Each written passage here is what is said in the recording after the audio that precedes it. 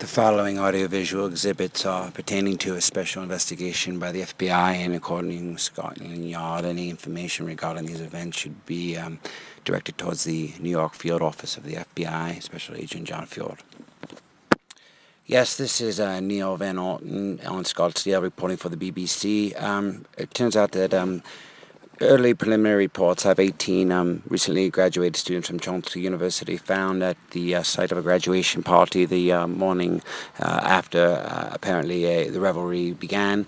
The 18 bodies were found in an extremely degraded state, beyond recognition, burned beyond recognition. This inferno lasted approximately 3.5 hours before firefighters had it under control. It was a 6-alarm fire, and apparently one of the survivors of the grad party, Inferno as it's being called, survived the fire only to have lost his life concurrently by suicide, leaping off of a Manhattan skyscraper in the early morning hours following the soiree. A memorial for the 18 families of the grad party, of those lost in the grad party, Inferno, has been held. Tonight, NBC premiered the first episode of the series, Grad Party, which is an edited version of the 9 hours of footage which was acquired during the party. And recent web trends have released the statistics that today on Google, Grad Party was the top Google search in all worldwide searches. A bit of a twist today in the ongoing saga of the grad party. It turns out the dental records of some of the dead individuals have not correlated to their dental records. It's uncertain now what this means. A breaking development in the ongoing grad party situation. It turns out the dental records were tampered with. This was the admission of a doctor that was recently charged on an unrelated drug charge. The grad party after the final exams, graduation day was held for this small online university called Chomsky University. On day 9 was the graduation party held in the Westchester County of New York State, about 20 minutes outside the city of Manhattan, or the borough of Manhattan rather.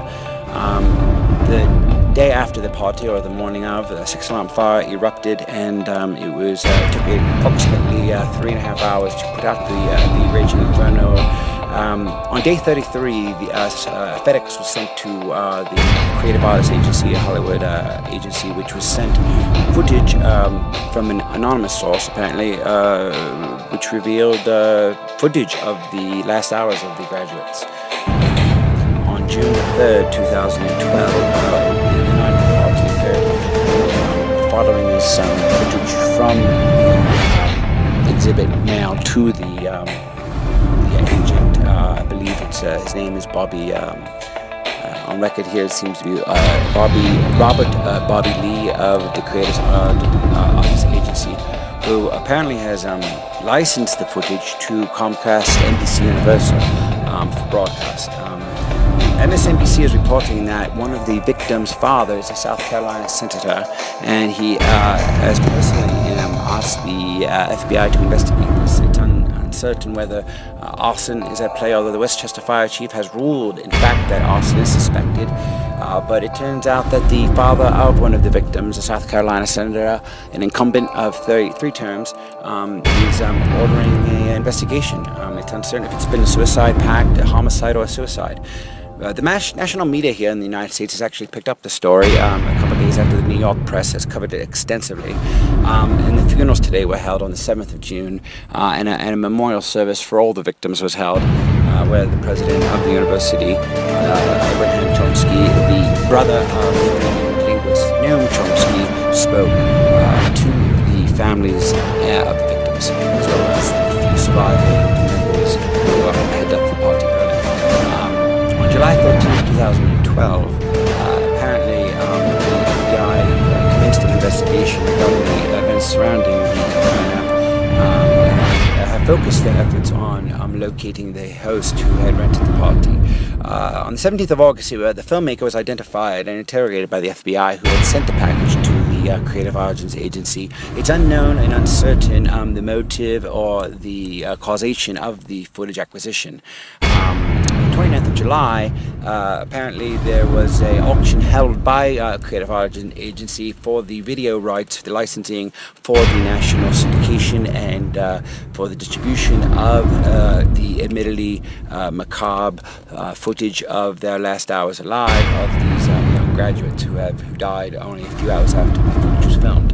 Apparently CNN's reported that NBC is giving all profits from the proceeds from the advertising and exhibition of the Grad Party series to the families of victims. There's been a trust fund established for the families of the victims who died in that phase.